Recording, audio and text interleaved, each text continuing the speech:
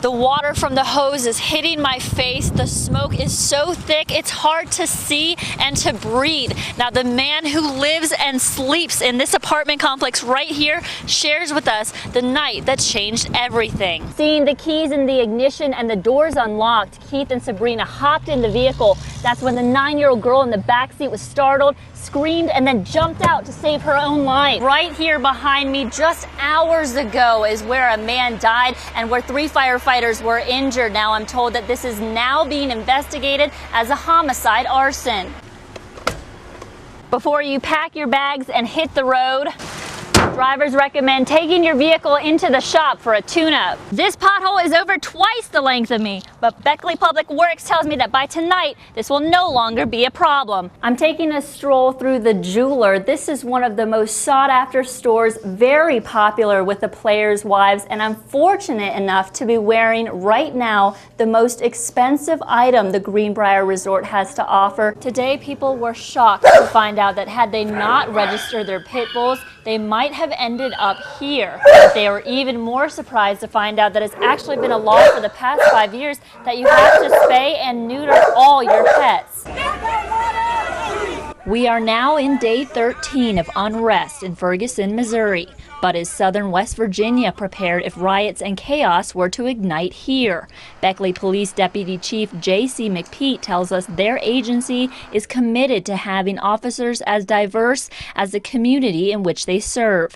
McPete says in a hostile situation, they're trained to use non-violent methods before any other force. We all carry pepper spray or tasers. Most of the time, just the threat of that will de-escalate the situation. Their first response is to call for backup. If there is somebody that's threatening violence against a police officer, you see 2 police officers, they may rethink that. And luckily, this city's small enough to where our backup gets here relatively fast. To hold both citizens and law enforcement accountable, 10 officers with Beckley Police have body cameras, and all marked vehicles come equipped with video and audio recorders. Beyond accountability, he says gaining the public's trust and being involved in the community is the best way to combat violence. I want the community safe. I want the people on the street to trust me and not to fear me. Parents, they'll point to the police and tell their kids, hey, he'll put you in jail, instead of saying he's the guy you need to run to if you need help. And council member Ann Worley couldn't agree more. So it's a predominantly white police force in Ferguson. There is no excuse in this 21st century that they should not be out there within that community, making those connections, making that contact with those people. We do it here.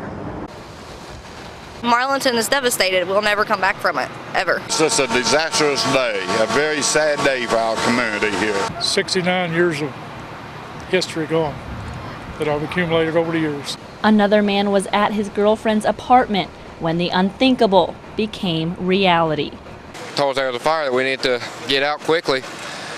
All we could do was grab a pair of jeans and our jackets. Got out here and the whole entire street was covered with smoke. Her apartment was first to go and the roof caved in, and it's just a scary sight to see, knowing that everything that she had was in there. Townspeople watched in horror as part of the county seat of Pocahontas pummeled to the ground in flames and smoke. Still, most see a light at the end of the tunnel. It's amazing, simply amazing. It came from three or four different counties and even Virginia, I believe.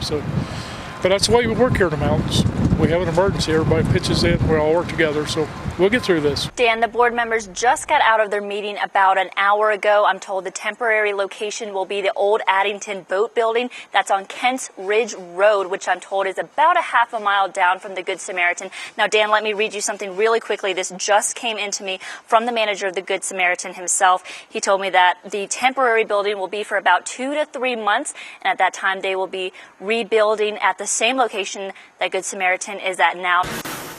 3,500 people in Richlands and the surrounding areas depend on food from Good Samaritan. After it went up in flames Thursday night, only the food in their freezer was salvaged. 59 News is partnering with Ramey Automotive. From now until Friday, anyone can drop off non-perishable food and monetary donations to their Princeton, Beckley, and Richlands locations. Good Samaritan manager Ralph Mullen says Ramey and his food pantry have worked together very closely in the past. He called me at home, so he was the one that said that anything he could do, and that they started this, so I don't know what else he'll do, but I'm sure that he'll, somewhere along the line, that Jim will he's always come through with the food pantry.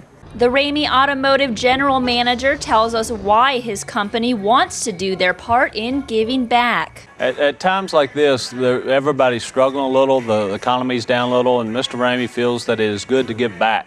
You know, he's been successful, and the community supports us, so we like to support the community and help out in any way we can. If you are in the Richlands area and can't make it down to Ramey Automotive, you can come right here and drop off your monetary donations and non-perishable food items to Barnett's on 2nd Street from 10 a.m. till 1 p.m. on Wednesday. Richlands residents believe their community is family.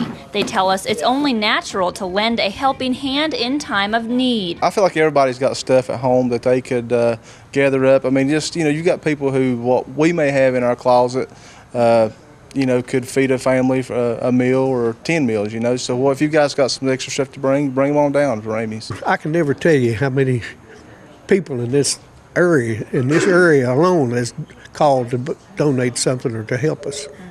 It's just been, God has really, He's really blessed us. Once again, I invite all of you to come on down and drop off your donations. Now, Dan and Sarah, once again, I'm so excited. This is just the truckload on Monday. You can come in and donate until Friday. So I cannot wait to see what this truck is going to look like come Friday. And once again, this is just the truck here at Ramey Automotive in Richlands. There's a truck just like this at Ramey Automotive in Princeton, and a truck just like this at Ramey Automotive in Beckley. So come on down. You have until Friday.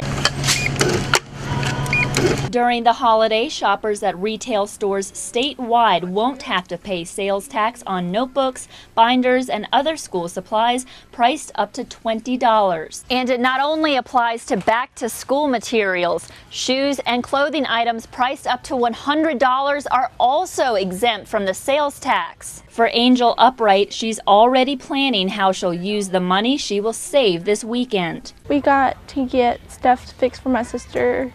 Her house, it has to get a new hot water pump and stuff in it. We got to install that. So that way, while we're saving money here, we can get more money to fix her house. The majority of shoppers we spoke with actually did not know about the tax-free holiday coming up, but now they're already mapping out the shops they plan to hit. Having already bought clothes for the fall season, a 7th grader tells us he'll make it a point to go shopping with Mom this weekend for these items. Pencils, markers, crayons, paper, notebooks. So just how much can shoppers save? They can save over 5% just on taxes alone. And then on top of our other savings we have throughout the store, it's really a big help to families. The tunnel's maintenance manager says during these 2 12-hour periods, state police from West Virginia and Virginia will be out ensuring the southbound and northbound traffic are alternating through the tunnel. They will let a queue build up of people. They will escort them through while the other side is on standby, and then they will do the same for the other side. To lessen the impact if something did happen and to ensure the safety of the drivers while work is still going on, the speed limit is going to be 45 miles per hour. On the highway, you have a shoulder that you can get off on the shoulder, but in the tunnels, there's nowhere to go, and so we have to slow it down. It's just a work zone like it would be on the highway. During the 2 closures, crews will work as quickly and efficiently as possible. We still have tile on the wall that is loose. We're doing a tunnel washing tonight. We got a lot of soot in the tunnels. We need to get that washed off, which that will help the visibility as well. They are now 1 step closer to the finish line. And we have completed the lighting. We got the lighting completed this morning at 8 o'clock. And so now people can see when they're coming through the tunnels. Beck says it normally takes a vehicle 1 minute to drive through the tunnel. He estimates how long it should take during the closures. If it takes 5 minutes to get through the tunnel, there'll be people waiting for 5 minutes. At the beginning of the night, there's going to be a longer queue than there is during the middle of the night. Bags, shoes, dresses. Ah. So gentlemen, if your wives are missing, this might be a good place to start looking. The bag I'm holding here is by Judith Lieber, and it's encrusted with Swarovski crystals, and it retails for $3,950. Amidst new handbag store carry-on, you might actually find a little something for everyone.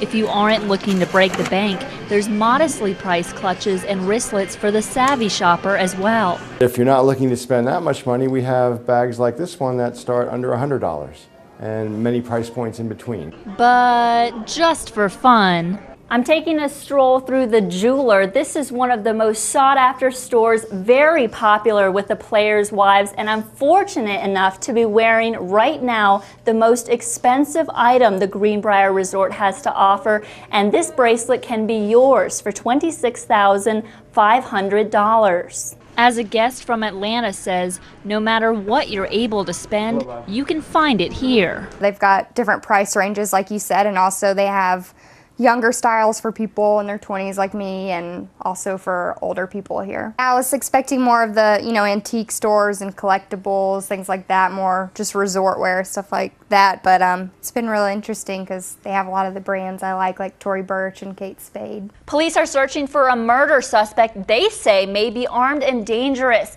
Beckley police identified the suspect as Deshaun Farley. They say an argument at Will Bryan Apartments led to the shooting death of Chester Hayes. And in southern West Virginia, 2 bank robberies in Mercer County alone remain under investigation.